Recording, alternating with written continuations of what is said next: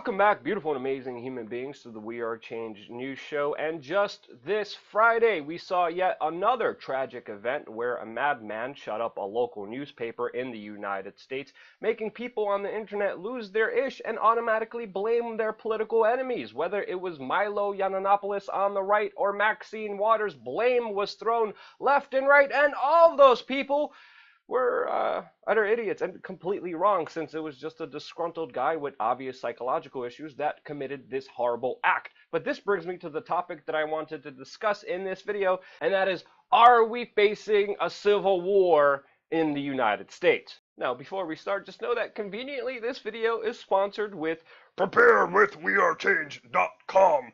Before you engage with bloody conflict with your neighbor on the last chili bowl in a fight to the death with that lesbian pinko globalist, make sure you're stored up with 4 weeks emergency food supply on PrepareWithWeAreChange.com.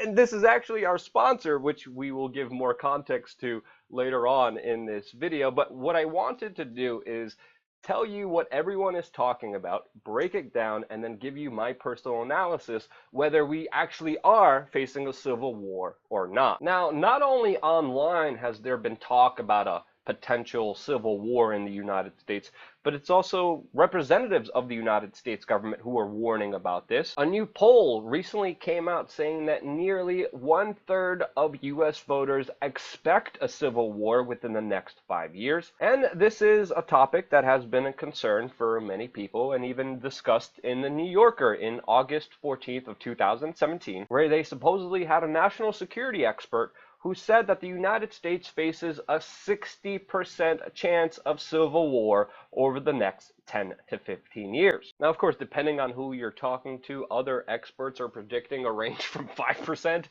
to 95% of a chance of a civil war happening in the United States. And this is an issue that even the US Pentagon takes very seriously. Even in 2016, they released a video warning about the unavoidable dystopian future for the world's biggest cities. Oh, who would have thought the Pentagon fomenting fear and paranoia about the public civilization in order to justify bigger military spending and budgets?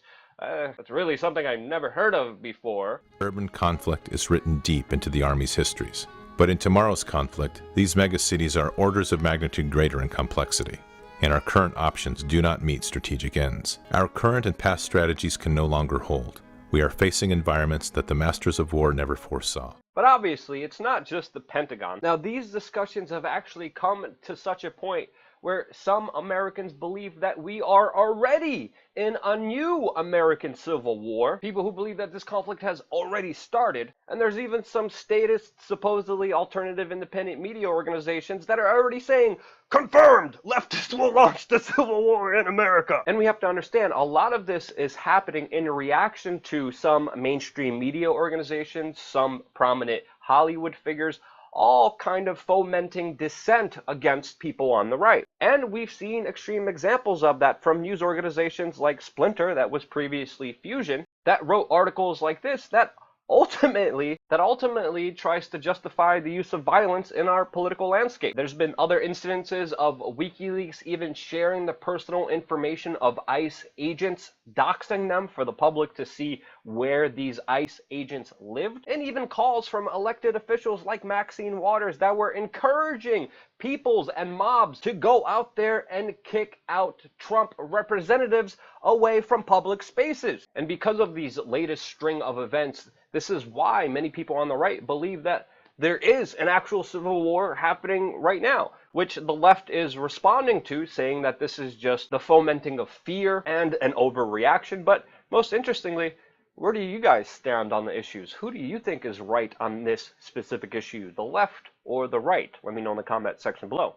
Now, I'll let you know where I stand in just a few moments, but the conversation is getting so heated that even supposed alternative journalists have previously called for martial law in order to deal with this particular situation. They're going to guillotine everybody and have a communist utopia, and they're all nodding. We're going to kill the conservatives and the Christians. We're going to kill them. And these are marches with hundreds of thousands of people nodding their head. We're going to kill you. As far as I'm concerned, the safest thing to do would just to be have Trump Just go ahead and have the Army go ahead and arrest these people. That's all. We're in a red alert right now. We need to have the Army just arrest these people. And I guarantee you, George Washington, if stuff like this was going on, would go arrest the people that were doing it. And this comes from a man who made 4, not 1, not 2, not 3, 4 movies called The Police State, and even another one called Martial Law 911, warning the general public about the use of the U.S. Army domestically inside of the United States. This is a man who is most well known for warning the American public about the rise of the police state,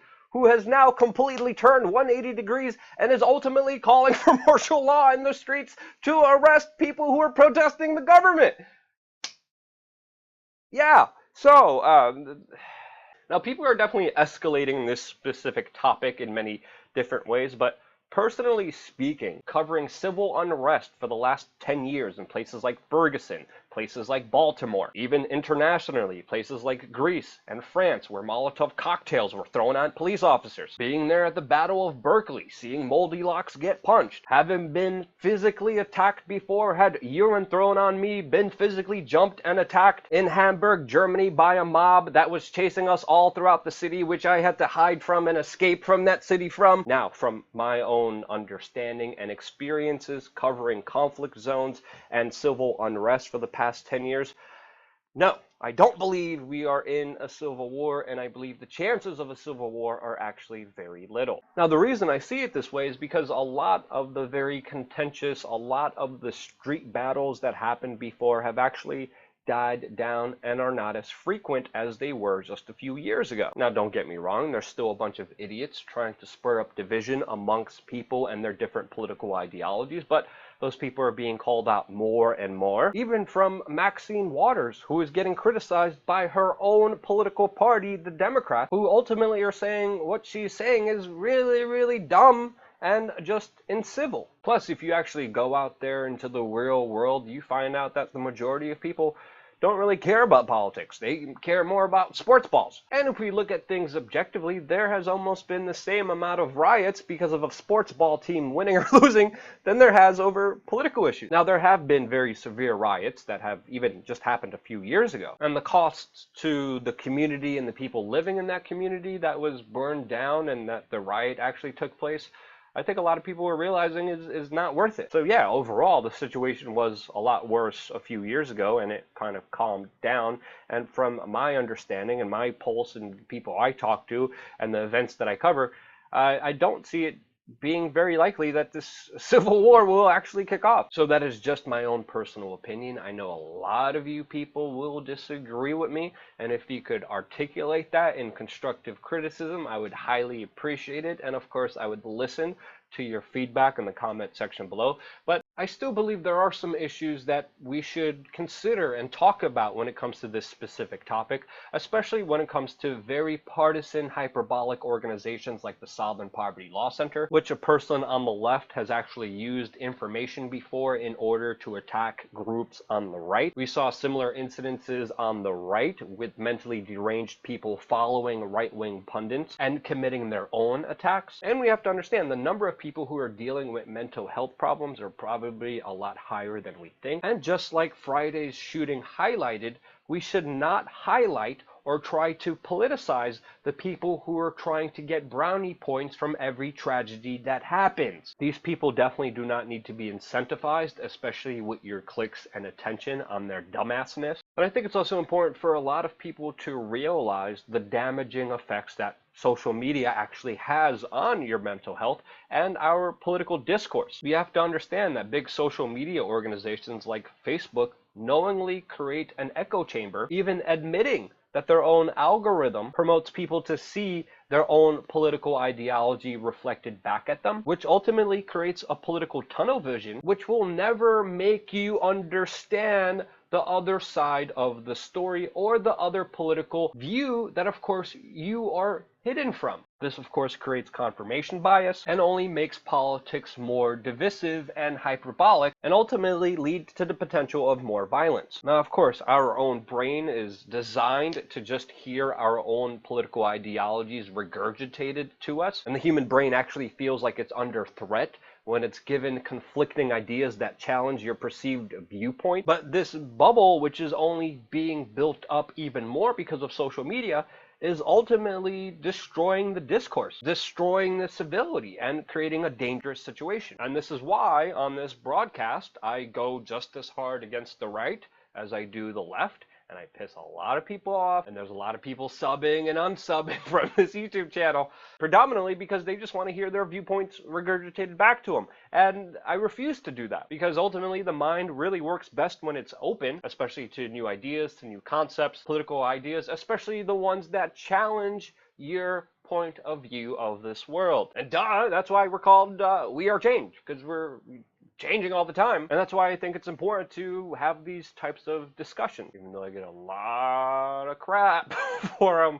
But it's okay. Now, yes, there's bigger echo chambers than there was before. Any tragedy, we are seeing a bunch of idiots trying to politicize it in order to get political brownie points. There are a bunch of idiots who are hyperbolic, extremely partisan, who are either willingly or unwillingly trying to foment a civil war for their personal gain or profit. And even because of all that, no, I do not believe we're in a civil war or even close to one anytime soon. Now, of course, expect some political violence to rise up during the next big presidential election, which is guaranteed. And always be cautious of people who are trying to divide and conquer you, make you fight your fellow man, instead of, actually going against the true problems that we are facing that is mostly created by private corporations and big government working in hand together against us and benefit off this divide and conquer scheme, since we don't see up of the people screwing us. Instead, we're just fighting amongst ourselves. So yeah, now how in the hell will I sell my freaking emergency food supply now?